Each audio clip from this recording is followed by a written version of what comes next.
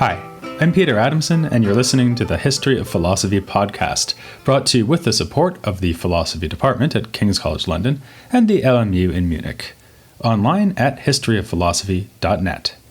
Today's episode, Say It with Poetry, Chaucer and Langland.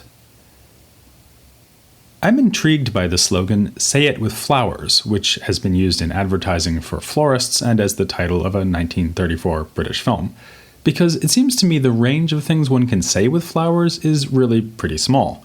Beyond I love you, I'm sorry, and I bear you seething resentment and happen to know that you're allergic to flowers, nothing much leaps to mind. But I like the idea of saying things in an unexpected way. The mafiosi in The Godfather, who deliver messages in the form of a horse's head or a package of dead fish.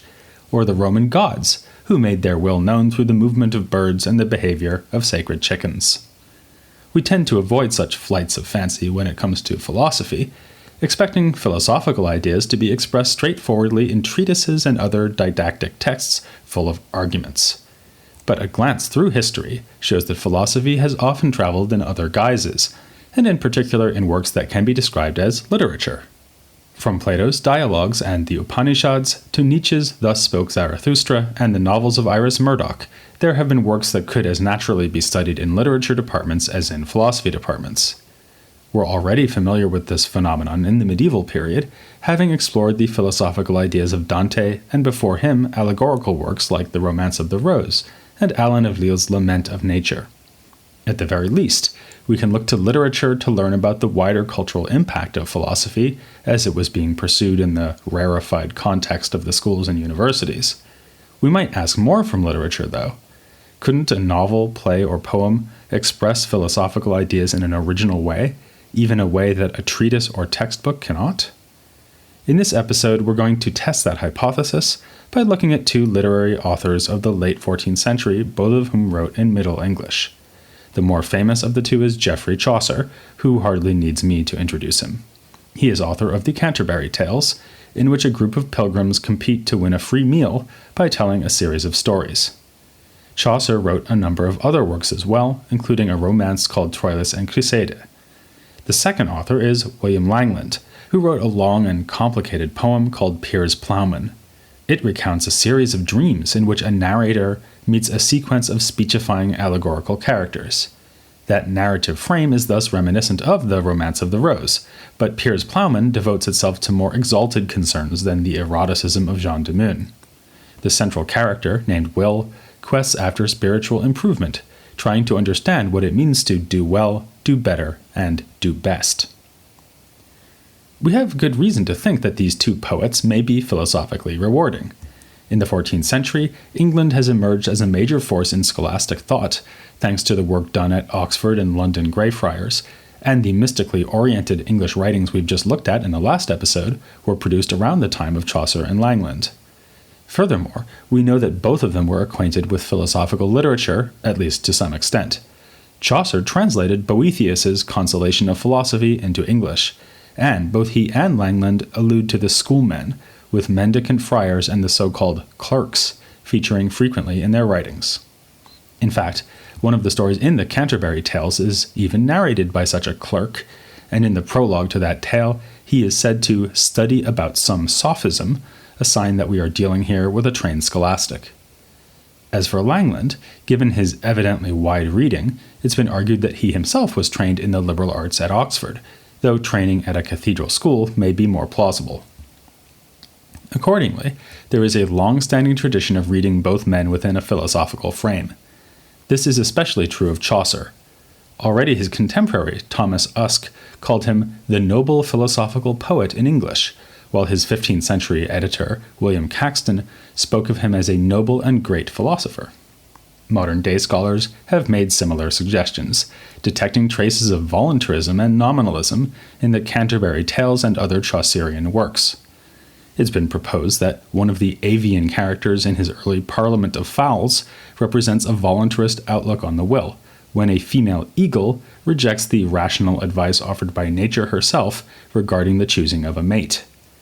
The Thoughts of a Knight in another work, The Book of the Duchess, are supposedly a portrayal of the abstractive processes of cognition we know from Occam's philosophy of mind.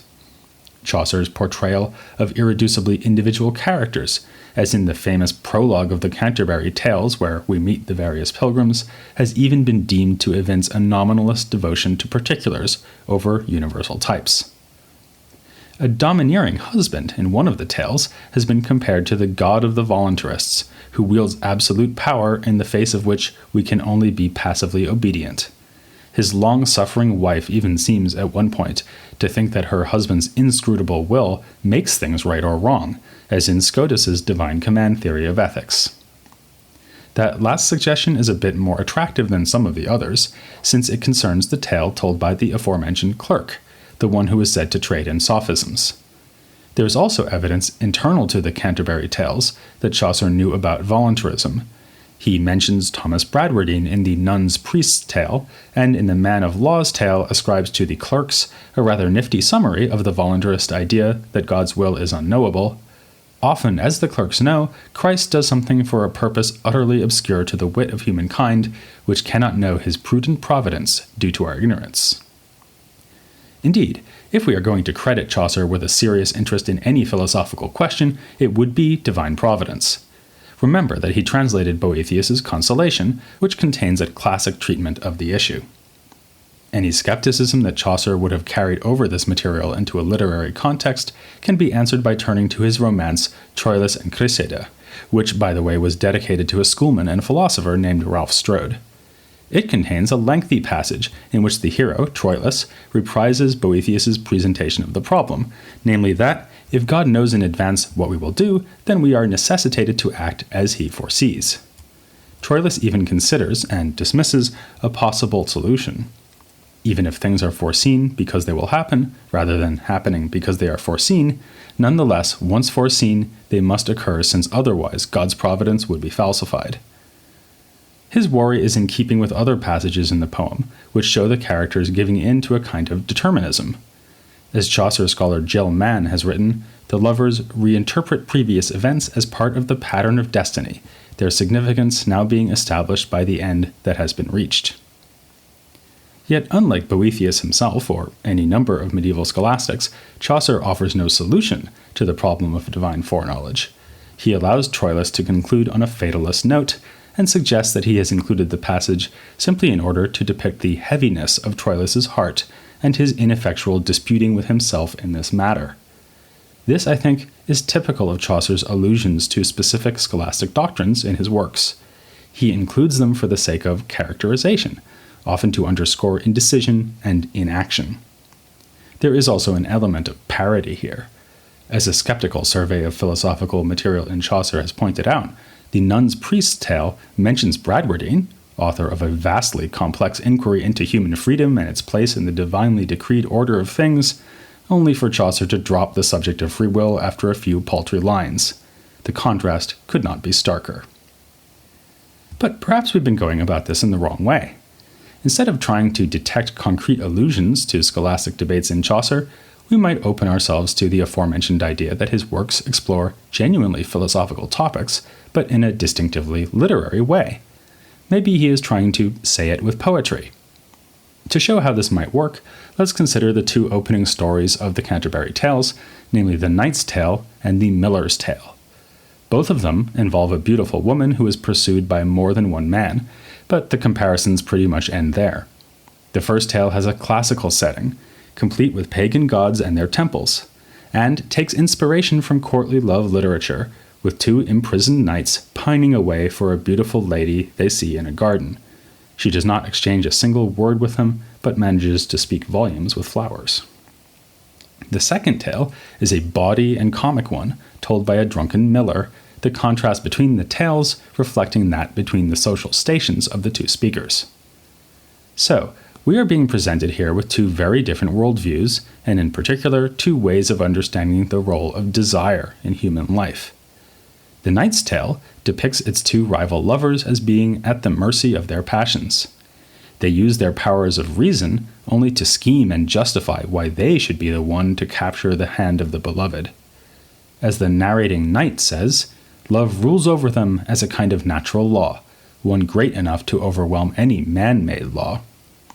The lovers are therefore compared to wild beasts, especially when they come to violent blows with one another for the right to wed a woman who quite literally doesn't know they exist. As a contrast case, we are offered the king Theseus. Though he is not perfectly rational, he does have something of a temper, he is largely presented as a wise and merciful monarch, embodying the medieval notion that the human ruler is a kind of vice-regent of God on earth. This is underscored in his speech, which ends the tale and which draws again on Boethius for the Aristotelian idea of God as a first mover who stands at the top of a fair chain of love, binding together all things in the universe. By the end of the Knight's Tale, we might be convinced that Chaucer, like a latter-day Alan of Lille, is using poetry to convey to us his ideas about the well-ordered cosmos and about the proper role of reason in ethical action. But then we turn the page to the Miller's Tale. Here, sexual attraction does not lead to years of romantic, passionate pining, it leads to sex. Where the lady of the Knight's Tale is passive and a beautiful object of desire, the adulterous wife of the Miller's Tale acts on her own desires, in one famous scene offering her backside to a man who asks her for a kiss. The vulgarity is a rebuke to the storytelling knight, and so is the Miller's conception of human nature. For him, passion is not a distraction from the rationality that makes us truly human. Rather, the whole point of human life is to have desires and act on them, without getting bogged down too much in thinking about what might and should be the case. This is already made clear in the prologue to this tale, when the miller says that he prefers simply to assume that his wife is faithful to him, rather than ponder on the prospect of her possible infidelity. It's enough to appreciate the pleasures that God has given you, or, as the miller puts it with characteristically crude wordplay, a husband shouldn't be too inquisitive about God's private matters, nor those of his wife. So long as he finds God's abundance there, he needn't worry about the rest. The vivid contrast of the knight and the miller is comically effective and also philosophically effective. As in a Platonic dialogue, a literary frame makes it possible to offer the reader two clashing perspectives on happiness and human nature, and as with Plato, Chaucer is the author of both perspectives. This, I think, is one of the things that literature can do for philosophy. It can help us to inhabit more than one worldview and understand them from the inside out. As another Chaucer scholar has recently put it, for him, philosophy is more a matter of probing a difficult and evolving set of problems than it is of laying out doctrines that can neatly be summarized and classified according to schools of thought. That sentiment may also apply to William Langland and his poem Piers Plowman. It can seem to be a series of false starts, with the main character Will, is his name another allusion to voluntarism perhaps, taking sometimes contrary moral and spiritual advice from a series of allegorical characters. The social satire we found in Chaucer is present here too, with frequent criticism of the greed and immoral conduct found among the clergy. The poem makes interesting reading in light of our previous discussion of medieval economic theory, since it betrays something of the same ambivalence towards money, which even appears as one of the allegorical characters. Langland allows that money has two aspects, beneficial insofar as it is given for honest work, but pernicious when it leads to usury or is heaped up without measure. In this sense, wealth can be a bar to entering heaven. He also recognizes what seems to be a higher moral law than that governing economic life, insofar as the dictates of need outweigh the concerns of property. Langland's repeated attacks on the learned clerical class may suggest a certain anti-intellectualism on his part. There may be some truth to that suspicion, but he would be no ally of the miller from Chaucer's Canterbury Tales. Langland has the character Imagination discourage Will from disparaging learning, since knowledge is akin to Christ himself and offers guidance to both the unlettered and the literate. Part of his complaint about the clerks is that these supposed scholars actually lack a firm grounding in what he calls philosophy and physic. Still, the poem warns us that too much concern with the niceties of theology can distract us from learning how to do well or do best. We are also told that we can learn truth even from the vulgar or less learned folk, and that clerks somehow seem to wind up sinning more than the unlearned. Religious belief in the end is of greater help to us in our spiritual goals than logic. Ultimately, the message here is one familiar from other spiritually minded medieval authors like Bonaventure. Langland shows us the spiritual guide Piers Plowman rejecting the value of all knowledge save love. Yet, as many scholars have argued, Langland used his poem as an opportunity to respond to contemporary debates among the scholastics. In particular, he seems to have been concerned with the problem of divine grace and the question whether it is in the power of humans to merit salvation. In one of the most famous scenes, Langland describes Piers Plowman receiving a kind of legal document from the character Truth, a pardon which promises redemption to all those who do good works. Piers, rather shockingly, tears up the pardon. It's a matter of debate what Langland is trying to tell us here, but one explanation has been that Langland is indicating his opposition to a tendency towards Pelagianism among 14th century scholastics. In other words, he is rejecting the notion that we can be saved merely by doing well, in the sense that good works must be rewarded by God as promised in the pardon. Rather, as voluntarists like Bradwardine argued, it lies with God alone to determine through his absolute power who will and will not be saved. Another reflection of Langland's interest in contemporary debates about grace is his engagement with the so-called problem of paganism, that is, the question whether virtuous pagans may be redeemed without having accepted Christ. In Piers Plowman, we are explicitly told that such figures as Solomon, Socrates, and Aristotle may have been damned despite their wisdom. Conversely, we learn that the Roman Emperor Trajan has been saved, despite his not having been baptized. If we are hoping for a nuanced theological explanation for this, we will be disappointed. Apart from crediting the salvation to intercession by a prayerful Pope Gregory, Langland simply appeals to the inscrutability of God's will, taking refuge in the Latin slogan, Quare placuit, quia voluit, meaning, why did it please him? Because he willed it so. If this rings those voluntarist bells again, it may also be a reflection of legal practices at the time of Langland. He was well acquainted with the world of lawyers, something else that occasions some bitter critique in the poem, and may be thinking of the 14th century practice by which the king or parliament could use discretion to mitigate judgments of the common law.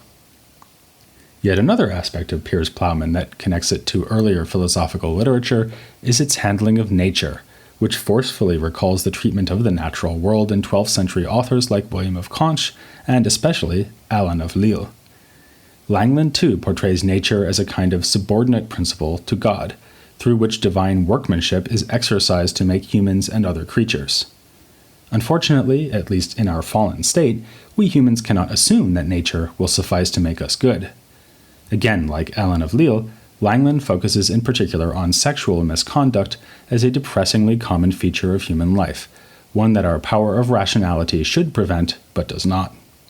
This idea that sin has opened up flaws within the natural order in fact explains why pagans are, with some apparently fairly arbitrary exceptions, all damned. Operating with nothing but natural reason and knowledge, the pagans could not hope to do best in the way that is possible for Christians.